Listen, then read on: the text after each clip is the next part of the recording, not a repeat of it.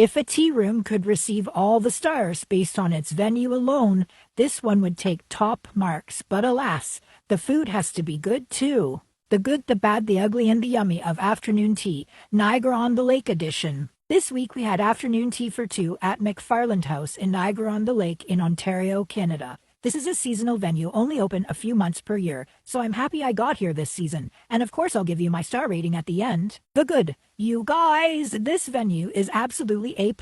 This is an old house built at the turn of the 19th century. It was used as a military hospital during the War of 1812.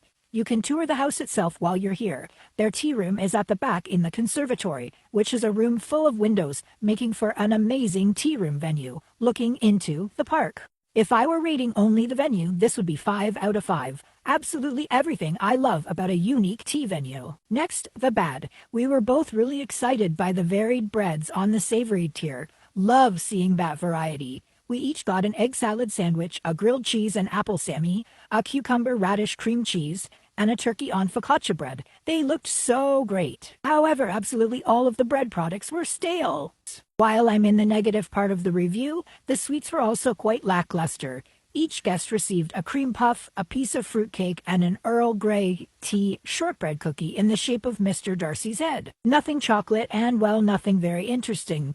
Moving on to the ugly, nothing here was visually ugly. We each ordered a regular hot tea and paid extra for an iced tea lemonade blend. It was a very hot day, so it was nice to have both. I chose Earl Grey cream and my tea guest chose lavender Earl Grey. I would have liked the hot tea to be served in proper teapots. Antique teapots would have been most appropriate at this venue. And as it was, the amount of tea leaves used compared to the size of the French press was quite off, i.e. they used too many leaves for this size of press. So the tea was very strong and neither of us were able to fully enjoy our tea. However, the iced tea blend was nice, so we were glad that we had added that. And finally, the yummy. I am delighted that the best bite here was the scones. We each got 3 small scones, a plain scone, a raspberry scone, and a chive scone.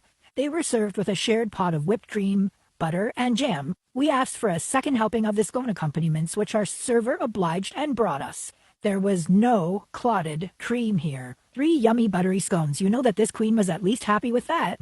This tea experience costs $40 per person, which is okay, and the service here was excellent. Overall, this rating is a tough one. This is the exact type of unique venue I love for a tea room. But the venue can only account for so much in a review and a rating. The food has to be good and impressive in some way too. With no real clotted cream, poor savories, and lackluster sweets, my Queen of Afternoon Tea rating is 2.5 out of 5 stars. Have you been to McFarland House for afternoon tea? Would you go? Comment below and save this option for later.